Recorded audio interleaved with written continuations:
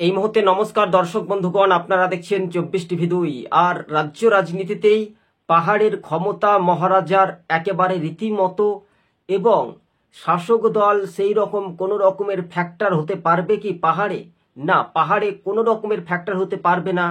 যদি আগামী দিনে ভবিষ্যতে মুখ্যমন্ত্রীর দৌড়ে কিন্তু এগিয়ে থাকতে পারেন প্রদ্যুৎ কিশোর দেববর্মা।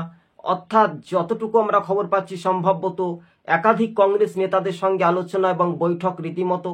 এবং গতকালকে যে আমরা খবরটা তুলে ধরেছিলাম যে অর্থাৎ গুয়াহাটি আসামে কংগ্রেসের নেতার সঙ্গে তিনি বৈঠক করেছিলেন এবং রীতিমতো তিনি তার নিজের গোপনীয় তথ্য বিষয়টা জানিয়েছিলেন যে আগামী নির্বাচনে অর্থাৎ মহারাজা প্রদ্যুৎ কিশোর দেববর্মাকে কংগ্রেস একটা ভালো একটা চমক দিতে পারে যে আপনাকে মুখ্যমন্ত্রীর পদপ্রার্থী করা হবে, আপনি কংগ্রেসের সঙ্গে অ্যালায়েন্স বা জোট করে লড়াইয়ের ইঙ্গিত যদি বার্তা আসে, এই স্পষ্ট কিন্তু হওয়ার একটা চান্স আমরা দেখতে পাচ্ছি।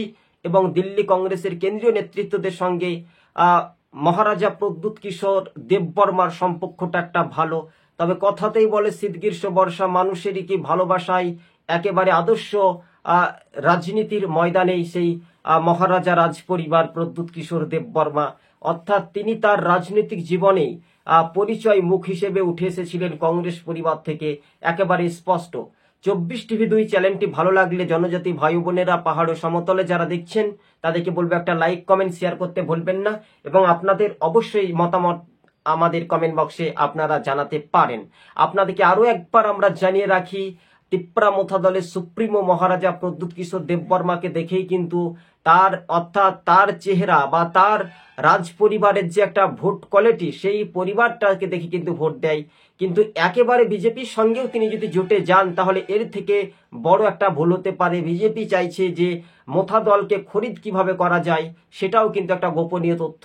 2024-এ তিনি জোট করেছিলেন, তাই অনেক জনজাতি ভাই ও বোনেদের মধ্যে একটা রাগ অভিমান ছিল, কয়েকজনের মধ্যে আছে বর্তমানে। এবং সেখানে মহারাজা প্রদ্যুৎ কিশোর দেববর্মার রাজনৈতিক জীবন কাহিনী হিসেবে অনেকটাই প্রচলিত হচ্ছে ত্রিপুরাতে। তার নাম কিন্তু সারা দেশ জুড়ে যখন আমরা দেখতে পাচ্ছি যে কিন্নিমিকার, বিভিন্ন ইন্ডিয়া টুডে বা বিভিন্ন জি নিউজ, বিভিন্ন সংবাদ মাধ্যম, একটা 23-এর নির্বাচনে আমরা দেখেছিলাম যে কিন্নিমিকার, হ্যাঁ বাস্তবে পাহাড়ে তিনি যে রাজনৈতিক ভাবে তাক লাগিয়ে দিয়েছিলেন, এবং সেই এডিসি ভিলেজ নির্বাচনে কি হয় শুধু সময়ের অপেক্ষা, এমনটাই মনে করছেন রাজনৈতিক মহল। তবে বিজেপির একটা আদর্শ, যেহেতু আইপিএফটিকে তারা খরিদ করেছে, সেইভাবে মোথাকে খরিদ করতে চাইছে। কিন্তু মোথা দল এবার বুঝতে পেরেছে যে বিজেপির সঙ্গে যে আমরা ভুল করেছি, একেবারে গোপনীয় সম্ভবত কিন্তু তিনি কংগ্রেসের সঙ্গে রাহুল গান্ধী এবং কংগ্রেসের আসাম বা অন্য রাজ্যের কংগ্রেসের নেতাদের সঙ্গে রীতিমতো বৈঠক করে ফেলেছেন মহারাজা প্রদ্যুৎ কিশোর দেববর্মা। শারদীয় দুর্গা উৎসবের পরে একটা বড় ম্যাজিক দেখা যেতে পারে। তাই মহারাজার রাজ পরিবারকে কংগ্রেস বারবার করে তাকে শ্রদ্ধা বা তার শ্রদ্ধাঞ্জলি জানাই। এবং 6 আগরতলার কংগ্রেসের বিধায়ক থেকে এবার আপনারা জানেন যে 53 কৈলাস শহরের কংগ্রেসের যিনি বিধায়ক রয়েছেন তার নাম হচ্ছেন বিরোজিৎ সিনহার সঙ্গে সম্পর্ক একেবারে মধুর মতো বলাই যেতে পারে। দর্শক বন্ধুগণ, বাস্তবে এই চিত্রটা সামাজিক মাধ্যমে তুলে ধরার চেষ্টা করেছি। আমাদের চ্যানেলটি ভালো লাগলে শেয়ার করে পাশে থাকবেন, ধন্যবাদ।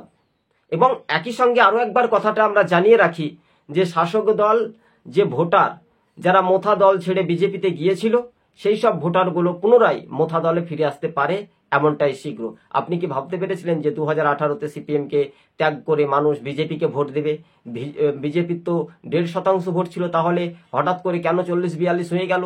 এই কথাটা কিন্তু স্বাভাবিকভাবে, তাই মোথা দল একটা কিনমিকার হওয়ার জন্য আপ্রাণ চেষ্টায় হতে পারে। তাই রাজ্য রাজনীতিতেই শাসক দলের বহু ভোটার গোপনে কিন্তু মোথা দলে যোগ দেবেন, শুধু সময়ের অপেক্ষা। 742 জনেরও বেশি ভোটার কিন্তু মোথা দলে সামিল হচ্ছে আগামী দিন। তাই শীত গ্রীষ্ম বর্ষা মহারাজাই প্রদ্যুৎ কিশোর দেববর্মা শেষ ভরসা রাখতে পারে। ধন্যবাদ।